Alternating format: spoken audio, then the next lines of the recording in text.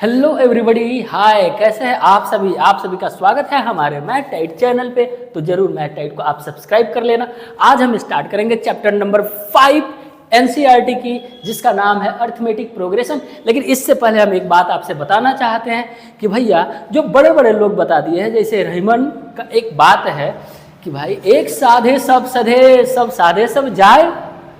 एक साधे सब सधे, सब साधे सब जाए। इसका मतलब क्या हुआ कि एक ही काम को आप 1000 बार करो, एक ही काम को आप 1000 बार करो, तब आप उसमें परफेक्ट बनोगे। लेकिन अगर आप 1000 कामों को करते हो तो आप उसमें परफेक्ट नहीं बनोगे। बात समझ में आई? कर्नल राजीव जी भी है, वो भी यही बताते हैं कि भाई 1000 बार रिवीजन करो एक ही चीज को, ठीक है। मल्टीपल टाइम रिवीजन करो एक ही चीज को, तब तुम उस सब्जेक्ट में, उस पार्टिकुलर टाइप के टॉपिक में आप पारंगत हासिल कर पाएंगे। और फिर कोई नहीं रोक सकता है आपको उस पार्टिकुलर टाइप में सक्सेस होने से। स्वामी विवेकानंद भी यही बोलते हैं कि हमें एक लक्ष्य निर्धारित करनी चाहिए और इसके बाद उस पे बिल्कुल मन लगा के आत्मा को झोंक देना चाहिए उस काम को करने में। बाकी सारी थॉट को उठा के बाउंड्री लाइन से बाहर फेंक दो, छक्का, out of the boundary line. बात समझ में आई बच्चा? तो हम भी एक टारगेट आज अर्थमेटिक प्रोग्रेशन स्टार्ट कर रहे हैं, इसको ध्यान से समझना है। एनसीईआरटी का ही, एनसीईआरटी का क्या है? NCERT special. तो भाई सबसे पहले चालू करेंगे हम लोग ऐसे बौड़ेड़ा की तरह घूमते रहते, देखते रहते हैं कि अरे भाई इधर क्या है, उसके बोर्ड पे क्या लिखा हुआ है। फिर पता है क्या करते हैं, लेकिन नेचुरल जगह पे नहीं देखते हैं, थोड़ा सा नेचर को भी ऑब्जर्व कर ले हम भाई। नेचर को जैसे ही हम ऑब्जर्व करेंगे ना तो देखेंगे भाई क्या। पहला एग्जाम्पल हमारा थोड़ा सा देखते हैं। सूरजमुखी का पौधा तो देखे होगे, सूरजमुखी के पेटल्स को देखो, पंखुड़ी को, पंखुड़ी कितना सुंदर भगवान उसको सजाए हैं, कितना बेहतरीन ढंग से सजाए हैं। एक गजब टाइप का अरेंजमेंट है। पहला पंखुड़ी, उसके पीछे पिछला पंखुड़ी, फिर उसके पीछे पिछला पंखुड़ी, कुछ इस तरीका से अरेंजमेंट रहता है। फिर देख लो दूसरा एग्जाम्पल, मधुमक्खी के छत्ता को थोड़ा ध्यान से देखना, लेकिन बच्चा उसके नजदीक मत जाना, नहीं तो मुंह हाथ गाल सब फुला देगा। बात समझ में आई? थोड़ा कभी कभी देखो ऐसे नॉर्मली मिल जाते हैं मधुमक्खी का छत्ता, जहां से मधु निकाला गया हो चुका होता है, पहले से ही मधु निकल गया होता है, ठीक है। ये क्या बोलते हैं, मोगली मूवी जाके देख लेना, ठीक है। अब देखो क्या करते हैं हम, यहाँ पे छोटा छोटा क्या होता है, उसमें कंपार्टमेंट बना हुआ रहता है, होल बना हुआ रहता है, उसी में मधुमक्खी का शहद रहता है, ठीक है। कितना सुंदर उस भी पैटर्न को बनाया गया है, उसमें भी देखना कितना सुंदर खूबसूरत कंपार्टमेंट बना हुआ रहता है। लगता है कितना अच्छा से कोई सजाया है। सजाने वाला तो नेचर है ना, सजाने वाला तो नेचर है ना भाई। फिर अरे भाई हम अभी इस साल क्या चल रहा है, इस साल बताओ क्या चल रहा है, इस साल क्या चल रहा है भाई? मकई का खेत होगा ना, मकई का खेत होगा ना। उसमें जो बच्चा कच्चा मकई होता है ना, हो रहा जिसको बोलते हैं, जो उसको भुट्टा बोलते हैं, हम लोग अक्सर खाते हैं। उसमें जाकर तुम देख सकते हो मेज कब क्यों बोलते हैं। कब का मतलब क्या होता है, तुम ही बताओ ना। कब का मतलब होता है छोटा बच्चा, किसी भी जानवर का बच्चा। तो मकई का कब का मतलब क्या हुआ? हो रहा, मिल्की, दूधिया जो होता है ना, दूधई मकई जो कच्चा होता है, जिसको हम पका खाते हैं। हाँ सर, समझ गए, ठीक है। उस पे देखना कितना सुंदर से भगवान उसके अनाज के दाने को, एक एक मकई को सजाए हैं। क्या वो पैटर्न नहीं बना रहा है? पैटर्न बना रहा है कि नहीं बना रहा है भाई? बना रहा है ना। कितना सुंदर नेचर ने बनाया है। तो हमारे आसपास ही बहुत सारे ऐसे पैटर्न मिल जाएंगे नेचुरल। फिर हम जाते हैं कहीं पे किसी ठेले वाले के पास, बोलते हैं भैया ये पाइनएप्पल कैसे है, काट के देता था। भैया ऐसे डायरेक्ट मत खाइए। चाहे छठ पूजा में, आज ही छठ बीता, छठ पूजा में हम लोग अनारस खाते हैं, तो उसको क्या करते हैं, नॉर्मली हम लोग ऐसे काटते हैं अपने हाथ से, लेकिन जब ठेला वाला जो होता है उसको कितना बढ़िया से काट देता है, स्पाइरल, ऐसे कर करके काटता है, ठीक है। कुछ इस तरीका से काटता है, इस तरीका से काटता है, ऐसे अरेंजमेंट करता है, स्पाइरल तरीका से काटता है। मतलब उसको अगर हम ध्यान से देखो तो स्पाइरल तरीका से अरेंज रहता है उसका छिलका, ठीक है।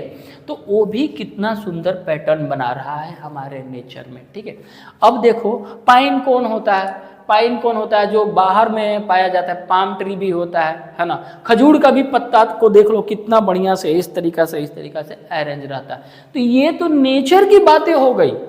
ये तो नेचर की बातें हो गई, नेचर जो ऑलरेडी पैटर्न बनाया। और इतना ही एग्जाम्पल नहीं होगा, बहुत सारा और भी एग्जाम्पल होगा।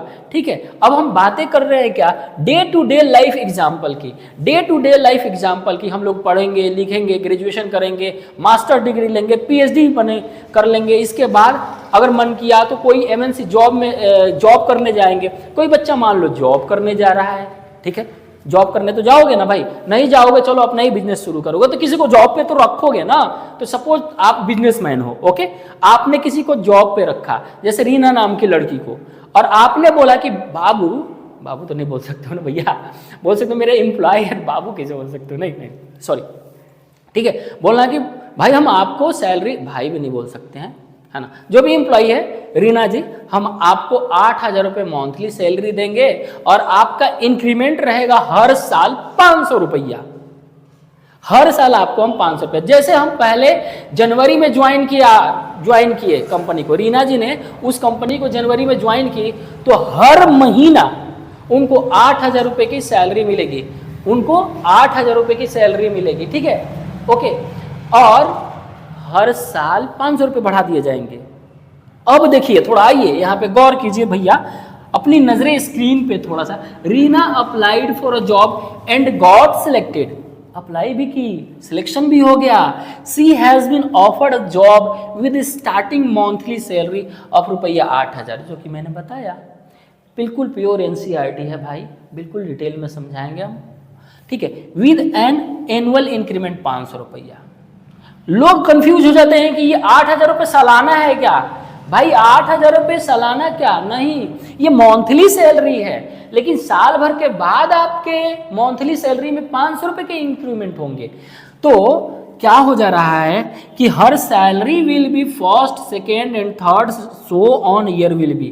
तो भाई पहली सैलरी उसकी, पहले साल की सैलरी बच्चा होगा 8,000 रुपया पहले साल का, फर्स्ट ईयर का।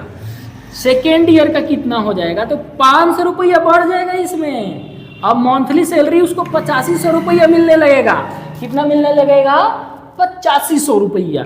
फिर अच्छा, ये तो सेकेंड ईयर का खेल हो गया। थर्ड ईयर में जब रीना जाएगी तो उसकी मंथली सैलरी बढ़ के हो जाएगी 9,000, और वो खुश हो जाएगी, कहेगी मेरी सैलरी बढ़ रही है, हर साल बढ़ रही है, 500 रुपया बढ़ रही है। बोनस वोनस मिलना अलग खेल है, हम अकॉर्डिंग टू सवाल बात कर रहे हैं भैया, ठीक है, अकॉर्डिंग टू सवाल, ठीक है, अकॉर्डिंग टू सवाल। भाई अगर अकॉर्डिंग टू सवाल नहीं चले फिर हो जाएगा बवाल, फिर गड़बड़ हो जाएगा।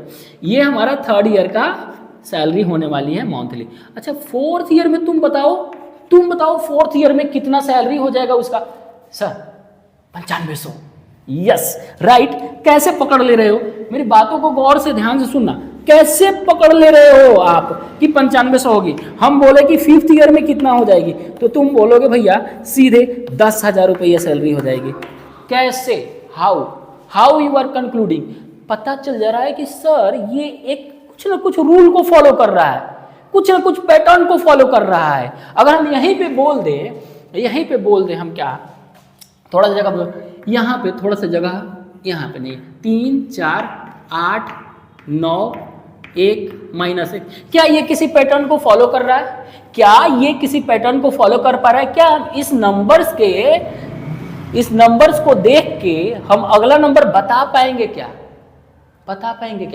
यहाँ पे ध्यान दें भाई साहब, यहाँ पे हम देख के बता पाएंगे क्या, नहीं सर नहीं बता पाएंगे, लेकिन इसको देख के तो बता पा रहे हैं, मतलब कोई ना कोई तो रूल फॉलो कर रहा है। तो आ जा भाई सीक्वेंस के डिफिनीशन पे, a list of a number arrange in a definite order, arrange भी है डिफिनिट ऑर्डर में, और फॉलो कर रहा है कुछ पैटर्न को, कुछ रूल को फॉलो कर रहा है, तब तो हम अगला नंबर बता पा रहे हैं। हाँ सर ये चीजें समझ गए, बहुत समझा दिए, ठीक है भाई। तो अब हम लोग बढ़ेंगे अगले एग्जाम्पल पे, जो कि day to day life example के ही अंदर शामिल है, उसको भी देखेंगे, और अंत में हम एक बताएंगे कि भाई ये सारे क्या है, सीक्वेंस के एग्जाम्पल है। Okay, day to day life example के ये है हमारा सेकेंड नंबर एग्जाम्पल। सर ये क्यों बता रहे हैं भाई, यही तो हम लोग मिस कर देते हैं, क्योंकि अगर ये चीजें हम समझते जाएंगे तो सवाल हमसे छूट जाएगा। ऐसी सवाल की औकात है भाई, हम एग्जाम्पल तो नहीं समझते, सर दिस इज बोरिंग, हम नहीं पढ़ेंगे। तो फिर नहीं पढ़ोगे एग्जाम्पल तो समझ में नहीं आएगा, फिर बाद में बोलोगे सर समझ में तो आता है, सवाले नहीं बनता है। ये आता है केस बहुत सारे बच्चों का, तो ये गड़बड़ है बच्चा, ये गड़बड़ है। चलो तो दूसरा नंबर एग्जाम्पल देखते हैं, ध्यान से सुनेंगे I hope. The length of the rungs of a ladder decreases uniformly by 2 cm from the bottom to the top. The bottom rungs is 45 cm in the length. The length of the first, second, third, eighth rung from the bottom to the top are respectively. Sir उड़ गया, उड़ गई sir, देख भाई भाई मेरे, ये एक सीढ़ी है। क्या है? ये एक सीढ़ी है। रंग किसको बोलते हैं? इसको बोलते हैं, वो रंग मूवी नहीं, बहुत पुराना मूवी है एक रंग, वो नहीं, इसको बोलेंगे रंग। पटरा ठोक के लगाते हैं ना घर में, गांव में अक्सर क्या होता है, बांस का सीढ़ी होता है बच्चा, वही वाला सीढ़ी मान के चलो ना। इस तरीक़ा से है, इस तरीके से 1 2 3 4 5 6 7 और एक थोड़ा सा बढ़ा देते हैं और ये हो गया 8, क्योंकि इसने बोला है 8 ठो पटरा ठोका गया है, इसको हम पटरा बोलते हैं। रंग को हिंदी में मान लो पटरा बोल रहे हैं, ठीक है। अब क्या बोल रहा है कि ये बटन वाला जो है ना, बटन वाला रंग, इसका 45 सेंटीमीटर लेंथ है, और इसके बाद जैसे जैसे ये बटन से जब हम लोग टॉप के तरफ बढ़ रहे हैं तो हर बार 2 सेंटीमीटर क्या हो जा रहा है, डिक्रीज कर जा रहा है। तो ये 45 है, तो ये हमारा हो जाएगा 43, अब ये हो जाएगा 41, 2 सेंटीमीटर घटते हुए चला जा रहा है। तो बच्चा ये बताओ, ये 39 हो जाएगा। ये कितना होगा, ये वाला कितना होगा 37, सर ये कितना हो जाएगा 35, ये कितना हो जाएगा 33, ये हो जाएगा 31। तो अगर हम लिखें from top to button, sorry from button to top, तो ये हमारा आ जाएगा 43, 41, 39, 37, 35, 33 और हो गया मेरा 31। अब आप बताओ क्या ये एक पैटर्न को नहीं फॉलो कर रहा? एक और अगर ऊपर रंग होता तो उसका लेंथ कितना होता, थोड़ा आप बताओ। तो बोलते ना सर 29, ये सब सेंटीमीटर में है, यही बात बोल रहा है। और एनसीईआरटी में नहीं, इसके बेसिस पे सवाल भी पूछा गया है, सवाल भी पूछा जाता है। इवन बच्चा एनसीईआरटी के ही लेवल को कम मत समझना, उसी के आधार पे ओलंपियाड में भी क्वेश्चन पूछा जाता है। तो अगर एनसीईआरटी पे पकड़ बन जाती है, उसके अंडरस्टैंडिंग को क्लियर कर लेते हो, तो भाई बहुत सारे क्वेश्चंस को सॉल्व कर सकते हो, ये भरोसा रखो। इसलिए सबसे पहले बेसिक अंडरस्टैंडिंग के लिए एनसीईआरटी समझना काफ़ी ज़्यादा जरूरी है, ठीक है। तो आई होप कि ये चीज़ें समझ में आ गई होगी। तीसरा हमारा एग्जाम्पल है डे टू डे लाइफ का, ठीक है। इन अ सेविंग स्कीम, कोई सेविंग स्कीम है, बचत है भाई, हम लोग अक्सर बैंक में जमा पैसा करते हैं। तो क्या बोल रहा है कि amount become 5/4 times of itself after every 3 years. After every 3 years amount हो जा रहा है भाई। 8वां क्लास में चक्रवृद्धि ब्याज पढ़े होंगे ना भाई, अमाउंट क्या होता है ये तो पढ़े होंगे ना, कंपाउंड इंटरेस्ट, सिंपल इंटरेस्ट वगैरह वगैरह, ठीक है। तो in a saving scheme the amount become 5/4 times of itself after every 3 years. The maturity amount of an investment of ₹8,000 after 3, 6, 9 and 12 years will be respectively. तो बोल रहा है कि पहले 3 साल का गैप लग रहा है, यहाँ 3 साल, फिर यहाँ पे 6 साल, फिर 9 साल, तो अमाउंट क्या हो जाएगा।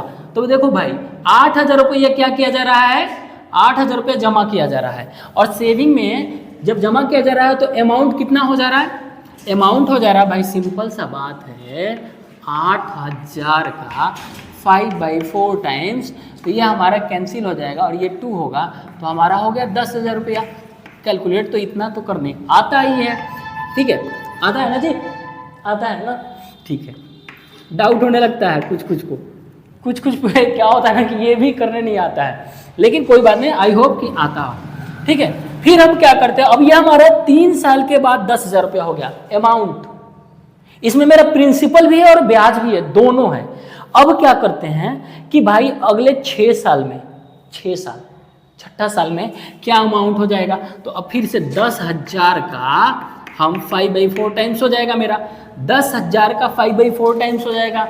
अब ये कैंसिल करेंगे 2 टाइम्स हो जाएगा, नहीं 2 टाइम्स तो नहीं होगा भाई, है ना, कितना हो जाएगा 250 हो जाएगा, मतलब 2500 हो जाएगा, 250 नहीं होगा 2500 हो जाएगा, ठीक है 2500 हो जाएगा, क्योंकि ये 10,000 अमाउंट है, 2500 हुआ और 25 25 125 मतलब 12,500 रुपया हो जाएगा। तो 6 साल में 12,000 कितना हो जाएगा 500 रुपये हो जाएगा, कितना हो जाएगा 12,500 रुपये हो जाएगा। फिर अगला ऐसे ही 9 साल में करेंगे तो 15,625 हो जाएगा, एंड सो ऑन, ऐसे आगे बढ़ते जाएंगे, ठीक है। अब देखो क्या हो रहा है भाई, क्या हो रहा है, यहाँ पे देख पा रहे हो 10,000, 12,500, 15,625, तो बढ़ कितना से रहा है, यहाँ पे बढ़ा 2500, ठीक है, और यहाँ पे क्या बढ़ रहा है, तो 12,500 हो गया और यहाँ पे 15,625 हो गया, डिफरेंस कितना हो जाएगा 3,000 ऐसे देखें 3,125, यहाँ 3,125। अब देखो एक्चुअली में यहाँ पे 5/4 टाइम्स हो जा रहा है, इस अमाउंट का फिर से 5/4 टाइम्स करोगे, 15,625 का फिर से 5/4 करोगे तो अगला अमाउंट आ जाएगा, फिर इस अमाउंट का 5/4 करोगे तो अगला अमाउंट हो जाएगा। हमें तो पता तो चल रहा है ना कि सीक्वेंस में जो अगला आने वाला नंबर है वो किस तरीके से लाया जा रहा है, कौन सा रूल लग रहा है, ये सबसे ज्यादा जरूरी था समझना। ओके, तो हमने समझ लिया ये भी हमारा एक सीक्वेंस है, क्योंकि ये किसी ना किसी रूल के तहत आगे बढ़ पा रहा है और हम बड़ा आसानी से अगले नंबर को बता पा रहे हैं उस रूल के हिसाब से। तो जब भी हम किसी नंबर लिस्ट के नंबर को सीक्वेंस में अगर सीक्वेंस है तो हम उसके अगले नंबर को इजीली बता पाएंगे, और ऐसे ही नंबर दिया गया है और हम कोई रूल को फॉलो करके अगले नंबर को बता पा रहे हैं, तो समझ जाओ वो हमारा नंबर का लिस्ट जो होगा ना वो सीक्वेंस कहलाएगा। आई होप कि आप समझ गए होंगे। हम अंत में इन सारे पैटर्न्स को लिखेंगे और फिर एक खास प्रकार के उसमें किस तरीके से ये सीक्वेंस है और नहीं है इसमें हम विभेद करेंगे, डिफरेंस क्रिएट करेंगे। ओके, अगला एग्जाम्पल हम लोग लेते हैं, and this is our 4th number examples. इसमें क्या बोला जा रहा है, देखो सिंपल से ये एक स्क्वायर है, फिर हमने जैसे ही एक क्रॉस किया तो यहाँ 4 स्क्वायर हो गया, फिर हमने 2 लाइनें खींची ऐसे, तो यहाँ पे 9 स्क्वायर हो गया। तो हम इसको अगर सीक्वेंस में देखना चाहते हैं तो देखो 1 का स्क्वायर, 2 का स्क्वायर, 3 का स्क्वायर। अब तुम बताओ कि अगर हम 3 लाइनें खींच दें यहाँ पे कुछ इस तरीक़ा से, ठीक है, 1 2 और 3, और फिर इधर से 1 2 और 3, तो पता है इसमें 1 2 3 4, यहाँ पे क्या हो जाएगा 4 का स्क्वायर आएगा। अब तुम अगला बताओ कि क्या होने वाला है। तो अगर हम अगला जानना चाहते हैं तो सिंपल सा बात है 5 का स्क्वायर आएगा। तो हम क्या देख पा रहे हैं इस नंबर के लिस्ट ऑफ द नंबर में, क्या देख पा रहे हैं कि जैसे जैसे हम आगे बढ़े तो उसके अगले नंबर को बता पा रहे हैं, और जब हम अगले नंबर को बता पाते हैं तो ये हमारा number of list of a number जो होगा ये सीक्वेंस कहलाएगा, तब ये सीक्वेंस कहलाएगा, ठीक है। और इस तरीके से और भी एनसीईआरटी में 2-3 एग्जाम्पल्स दिए गए हैं, ठीक है। तो आप इसको हम डायरेक्ट यहाँ पे लिख रहे हैं, क्या है कि बर्थडे वाला है, मान लो शकीला दीदी है अपने बेटी के बर्थडे पे, पहले बर्थडे पे एक बोक होता है, बोक जानते हो, बोक नहीं जानते, बैंक, पिग्गी बैंक, उसमें 150 रुपया क्या कर दे रही है, जमा कर दे रही है, फिर अगले साल उसमें फिर 50 रुपया बढ़ा रही हैं, तो अगले साल 200 रुपया जमा कर देंगी, फिर उसके अगले साल 50 रुपया, हर साल 50 रुपया शकीला दीदी बढ़ा रही हैं अपनी बेटी के लिए, ये हो गया 300 रुपया। अब बताओ ना, पहले साल, दूसरे साल, सेकेंड बर्थडे पे, थर्ड बर्थडे पे 250 रुपया, है ना, फिर क्या हो गया, 4th बर्थडे पे कितना रुपया जमा करना है बैंक में, 300 रुपया जमा करेंगी 4th बर्थडे पे। फिर पिगी बैंक में जब 5वां बच्ची का बर्थडे आएगा तो उस समय उनको 350 रुपया जमा करेंगी। कितना जमा करेंगी इस पिगी बैंक में? मान लो कि ये इस टाइप का एक आता है, बैंक आता है, ठीक है।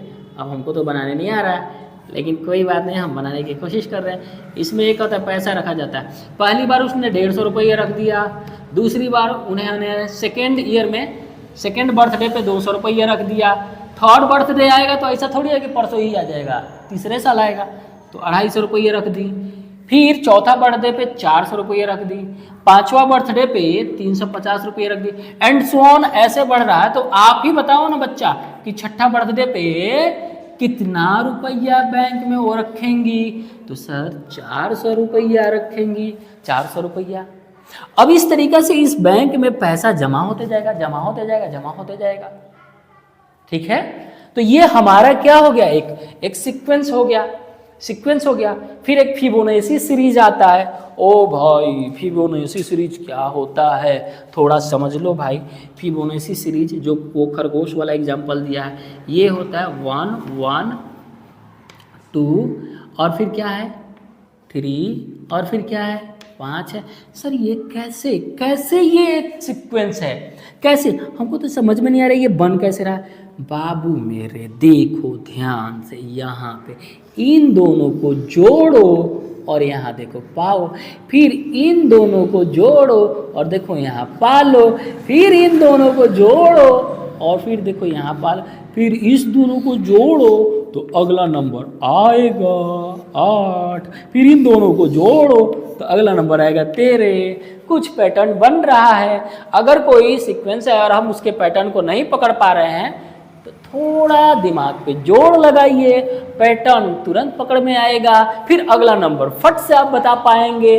ओके, तो भाई ये हमारा था day to day life example, और यही एग्जाम्पल सवाल बन के आता है, क्वेश्चन में आएगा। क्वेश्चन के तौर पे यही सबसे तो पूछा जाता है ना भाई, और हम लोग यही नहीं समझते हैं। तो हमारा ये इंट्रोडक्शन वीडियो था।